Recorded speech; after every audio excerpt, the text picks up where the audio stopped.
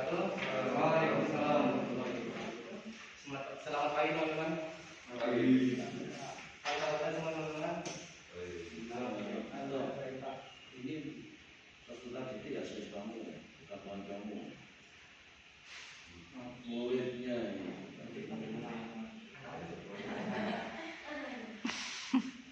Bukan teman-teman. Oh iya, berarti anak-anak.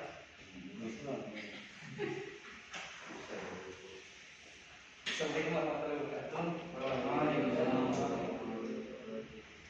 Selamat pagi teman-teman. Anak-anak. Ya, apa kabar sama teman anak-anak?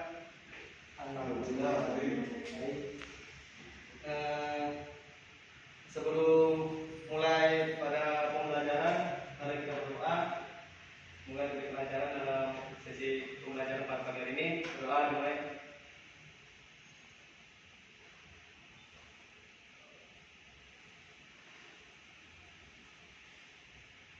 Berdoa selesai. Sebelum masuk ke pembelajaran, saya akan absensi terlebih dahulu. Fatih Prayoga, Novita Suci Romadona, Daniel Wahyu, Torik Nurfadila, Asfikar, Bagus, Nabila. Baik, semua hadir ya. Selanjutnya masuk pada materi. Apa sih manfaat dari kita mempelajari perkembangan tubuh remaja?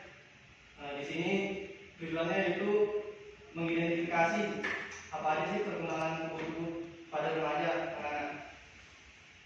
Selanjutnya bagaimana kita mengetahui dan menjelaskan pertumbuhan, perkembangan, kebutuhan serta faktor-faktor yang menjadi kebutuhan anak usia sekolah. Di sini yang pertama ada perkembangan tubuh remaja.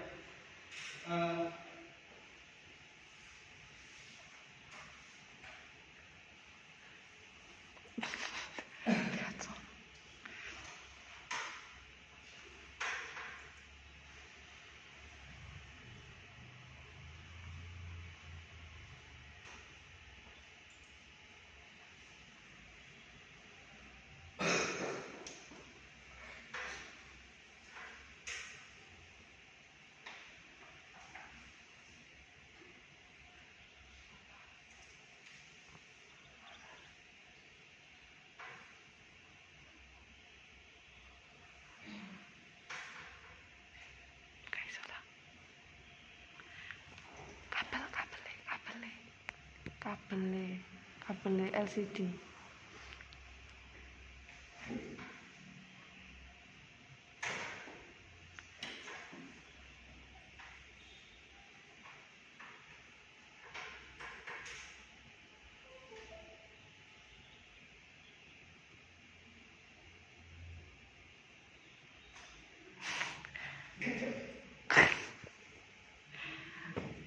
Enggak usah di share screen, enggak usah digede nih.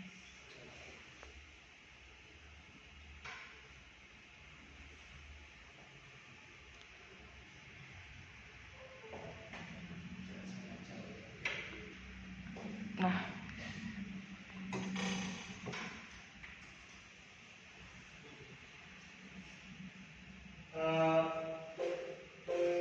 masuk ke perkembangan tubuh remaja.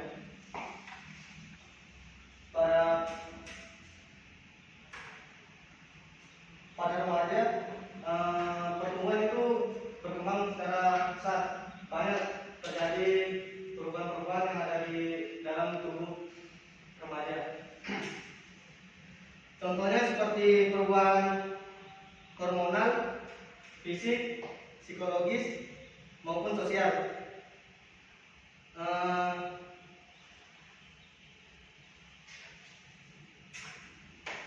Pada anak perempuan,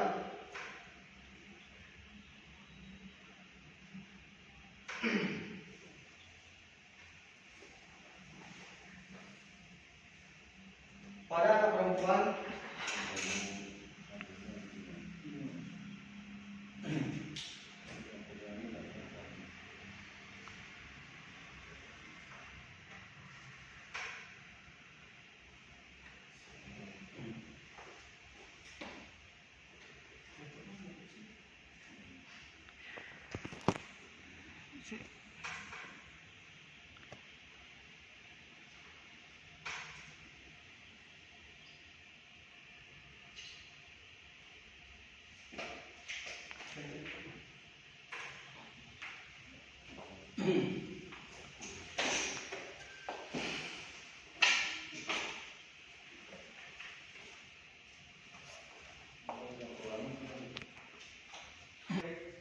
Anak-anak, kembali ke materi. Kita pertama membahas pubertas pada perempuan. Pubertas pada perempuan terjadi pada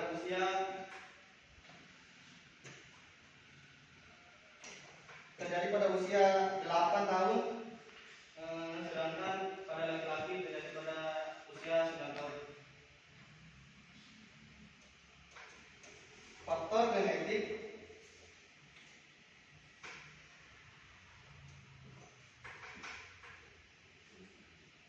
Faktor genetik, nutrisi, dan faktor lingkungan lainnya dianggap berperan dalam proses pubertas. Perubahan fisik yang terjadi pada periode pubertas ini juga diikuti oleh maturasi, emosi, dan psikis.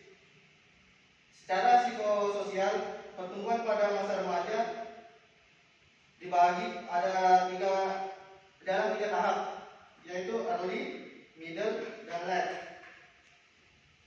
Masing-masing tahapan memiliki karakteristik tersendiri. Segala sesuatu yang mengganggu proses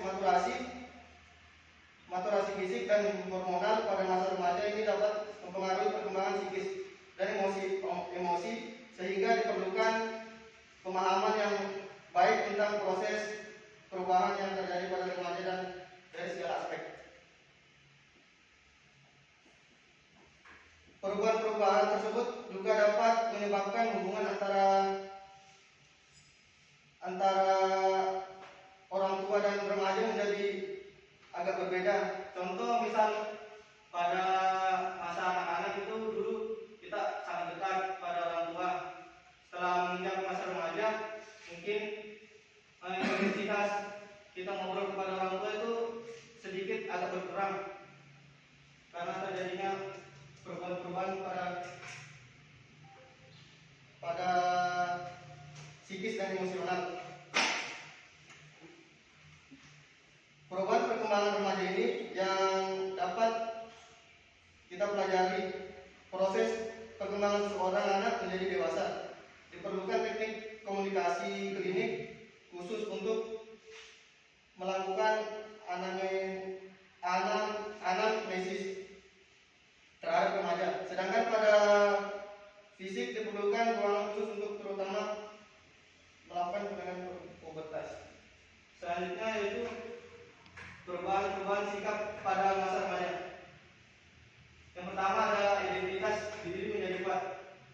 Identitas diri menjadi kuat, contohnya kita pada remaja itu sudah tahu siapa kita. Mungkin kita lebih membatasi gimana kita ngomong, terus ya pokok gampang untuk gitu. Gampang kalau misal kita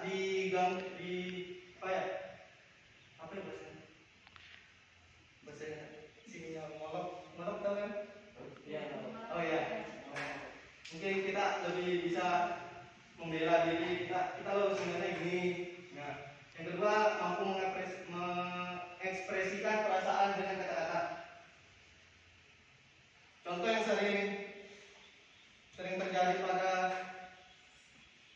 pada remaja itu apa ya? Masalah cinta lah. Ketika kita udah misal serak sama satu orang nih, terus tapi orang itu apa ya? Beda gitu loh sama ekspektasi yang kita harapkan. Betul Mas Bagus. Nah, terus tuh pasti kita di situ mungkin ngomong ke dia gini dengan apa yang kita rasakan, terus kita itu lebih konsisten terhadap minatnya. Waktu kecil kita mungkin bercita-cita yang seperti anak-anak kayak mungkin kecil kita bercita-cita jadi astronot gitu, tapi lebih menjalani hidup tuh menjadi remaja itu ya pokok nggak susah lah gitu, yang nggak muluk-muluk, yang penting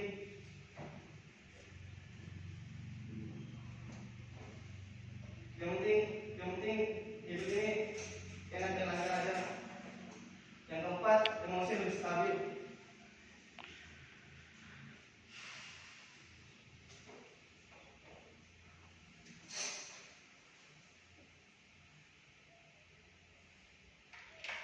Selanjutnya, perkembangan pada jasmani. Kita mulai dari pengertiannya dulu, perkembangan jasmani. Perkembangan jasmani adalah suatu proses bertumbuhnya fisik dan kekuatan seseorang seiring dengan bertambahnya usia seseorang. Perkembangan jasmani dalam tubuh manusia dapat terus terjadi hingga manusia dewasa.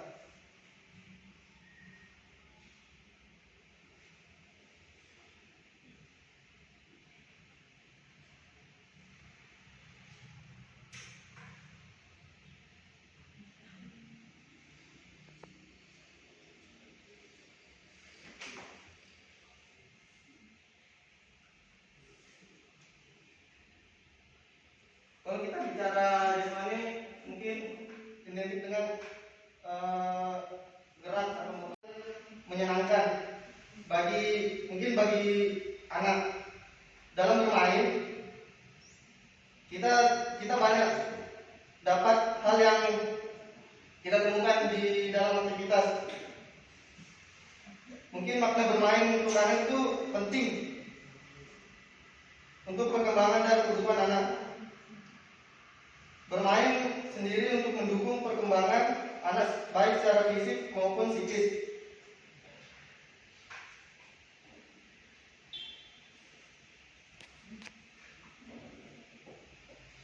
Aspek-aspek fisik, sosial, emosional, dan kognitif terdapat pada saat anak bermain.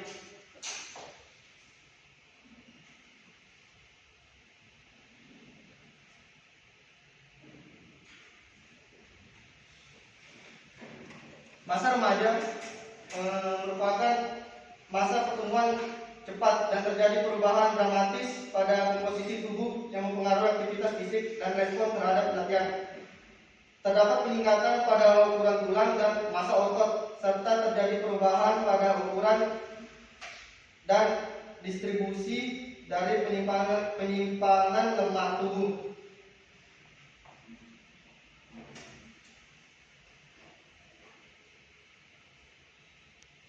Salah satu gangguan perasaan atau sering kita sebut insecure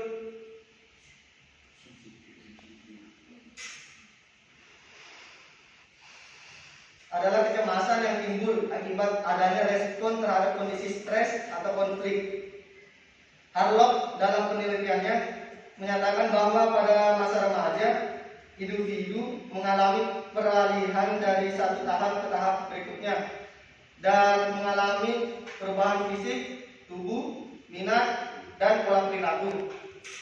Oleh karena itu, remaja sangat rentan sekali mengalami masalah psikososial, yakni masalah psikis atau kejiwaan yang timbul sebagai akibat terjadinya perubahan sosial. Ini berlaku pada siswa SMA ke atas atau usia dari 15 sampai 18 tahun.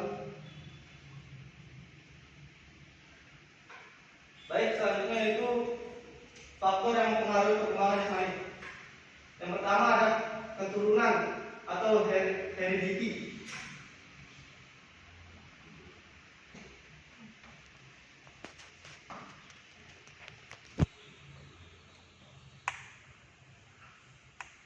Faktor utama perkembangan jasmani adalah karena keturunan atau proses transmisi atau menurunkan ciri fisik dari orang tua kepada anak melalui gen atau bagian kromosom. Faktor heredity mempengaruhi berat dan tinggi badan, warna mata, tekstur rambut, bahkan kecerdasan serta bakat. Mungkin dari keturunan ini, contoh misal orang tuanya tinggi, ibunya tinggi, mungkin keturunannya juga ikut tinggi. Faktor yang lainnya itu kalau misal orang tuanya ini seorang atlet, ibu dan bapaknya, mungkin anaknya juga diarahkan ke atlet. Yang selanjutnya itu lingkungan atau environment. Faktor lingkungan seperti tempat tinggal serta kondisi geografis dan bentuk interaksi sosial juga sangat mempengaruhi perkembangan jasmani seseorang. Contohnya lingkungan itu kalau misal kita tinggal di pedesaan yang dataran tinggi, mungkin kita kalau berangkat sekolah jalan kaki melewati gunung, tanjakan, yang mungkin di situ ada fisik lah. Selanjutnya yaitu jenis kelamin atau gender. Faktor jenis kelamin sangat berpengaruh pada perkembangan jasmani, khususnya saat menjelang masa pubertas. Selanjutnya hormon atau hormones. Faktor hormon juga sangat mempengaruhi perkembangan jasmani. Alasannya karena hormon berpengaruh pada fungsi tubuh dan mengontrolnya. Faktor selanjutnya yaitu nutrisi atau nutrition. Nutrisi adalah hal utama yang dibutuhkan dalam pertumbuhan dan perkembangan. Kurangnya nutrisi bisa menyebabkan malnutrisi atau ketidakseimbangan gizi. Sedangkan jika berlebihan juga bisa memicu banyak penyakit seperti obesitas. Kalau saya bisa nangkap di nutrisi ini masuk ke privilege keluarga. Mungkin kalau keluarga yang berada ya, asupan makanan yang masuk ke tubuh seorang anak itu menjadi terpenuhi. Tapi sebaliknya kalau misal dari keluarganya mengalami kekurangan, mungkin dari faktor makanannya juga sedikit beda gitu. Selanjutnya yaitu latihan fisik atau exercise. Latihan fisik membantu perkembangan jasmani. Latihan fisik atau olahraga yang dilakukan secara rutin dapat meningkatkan kekuatan otot, menambah massa tulang, dan meningkatkan kekebalan tubuh.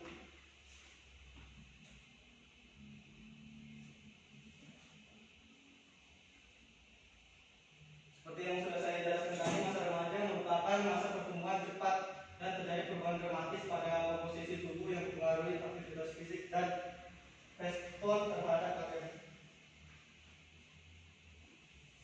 Masuk ke pertumbuhan, perkembangan, kebutuhan, serta faktor-faktor yang mempengaruhi anak usia sekolah.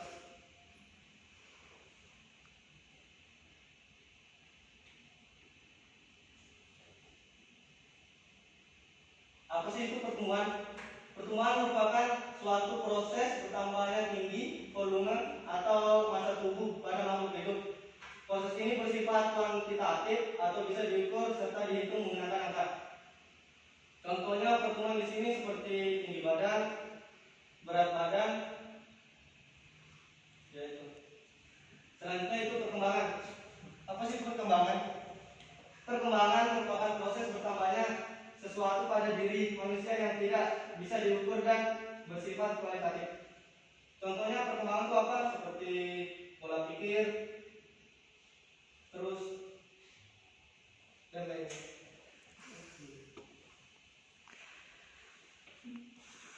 Selanjutnya faktor-faktor yang mempengaruhinya yaitu keluarga, lingkungan, kesehatan, dan lain-lain. Pertumbuhan bisa dicermati dengan memperhatikan fisik. Contoh yang paling mudah dilihat dan diukur adalah bertambahnya tinggi badan seseorang anak. Bertambahnya tinggi badan seorang anak bisa ditinjau secara secara nyata dan jelas.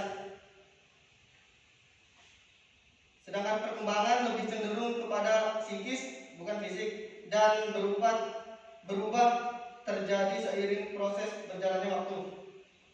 Contoh nyata dari perkembangan adalah saat anak-anak mulai belajar bergerak dari melangkah, setelah itu mereka akan bisa berjalan dan kemudian bisa berlari.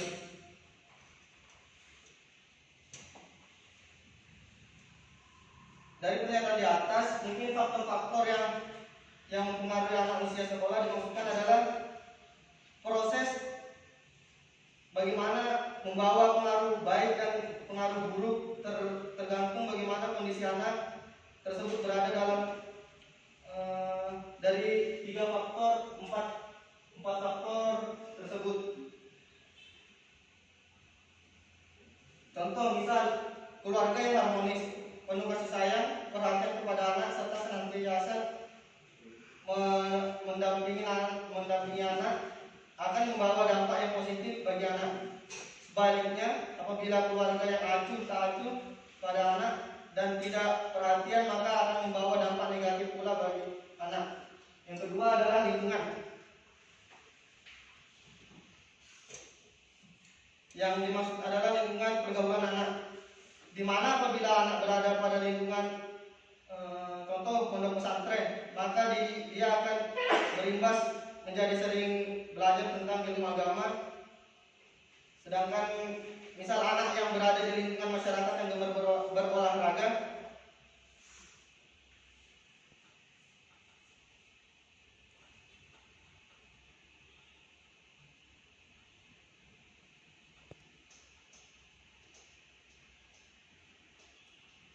anak tersebut jadi sering untuk ikut atau sering berolahraga. Yang selanjutnya itu faktor nutrisi atau kesehatan. Ini menjadi pendukung utama dalam proses tumbuh kembang anak, karena dengan asupan nutrisi yang cukup maka kesehatan anak akan terjamin dan proses tumbuh kembang anak akan menjadi optimal.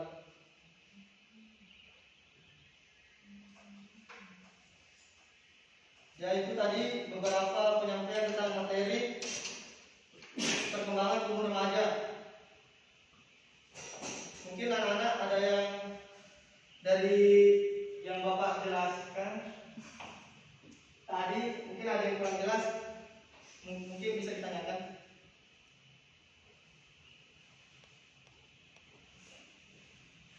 Pak, saya mau bertanya. Ya.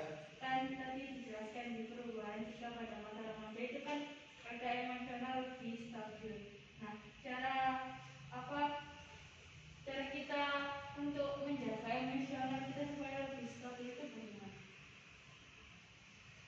Menjaga Nanti terus.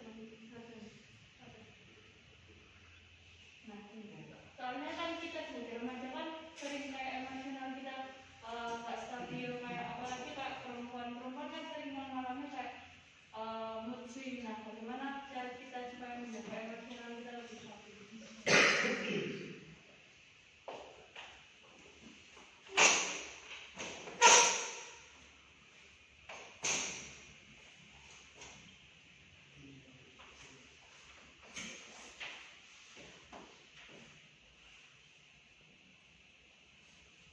mungkin dilihat dari apa sih yang kita lewati gitu. Jadi misal kita emosi itu karena apa, ya lebih baik jangan kita telan mentah-mentah, kita lihat dulu sisi baiknya gimana. Sebenarnya itu tidak ada yang menyakiti diri, tidak ada yang menyakitimu. Cuma kita itu sering kecewa karena ekspektasi kita terlalu besar. Jadi ya jangan terlalu diambil mentah-mentah gitu loh, Mbak. Anak-anak. Ya mungkin.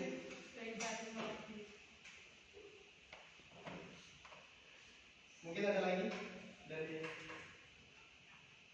anak-anak.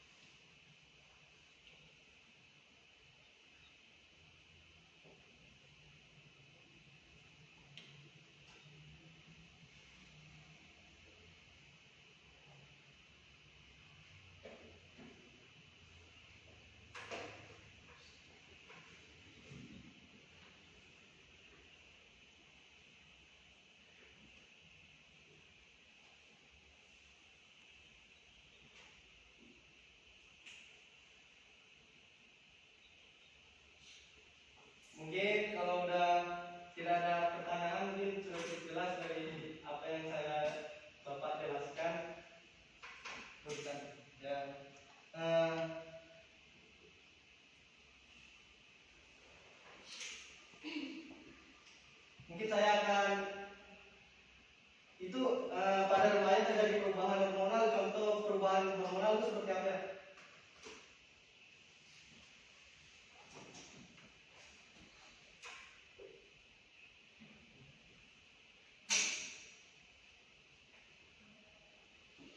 Atau contoh perubahan fisik? Mungkin masa speaker.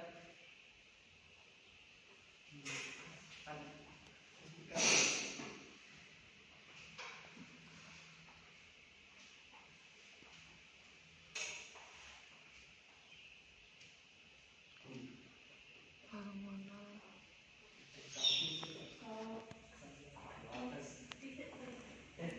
Mungkin kalau perubahan secara fisik mungkin biasanya kan pas remaja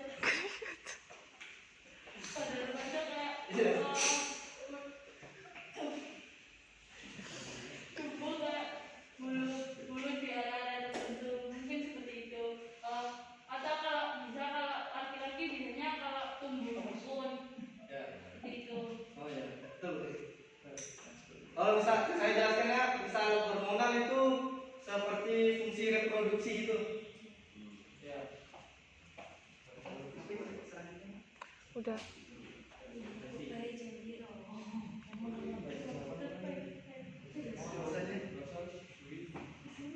Ya mungkin saya rasa anak-anak semua sudah cukup paham mengenai perkembangan tubuh remaja. Sangat paham, Pak. Oh iya, terima kasih. Ada itu.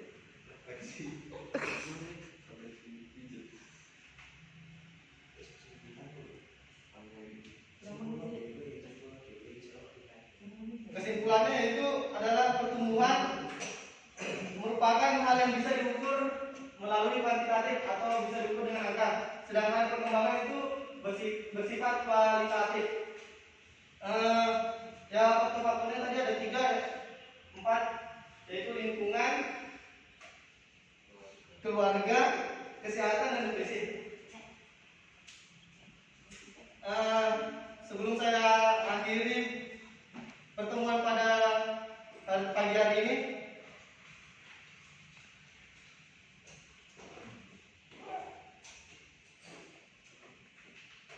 terima kasih atas perhatiannya.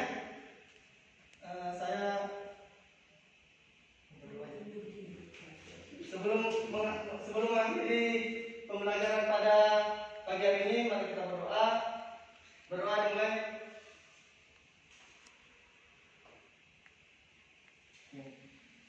Mungkin saya akan menyiapkan tebak-tebakan yang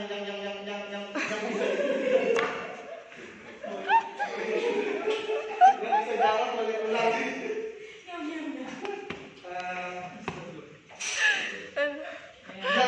Yang tahu jawabannya bisa angkat tangan terus lihat saya ya keras-keras. Yang bisa jawab boleh ulang.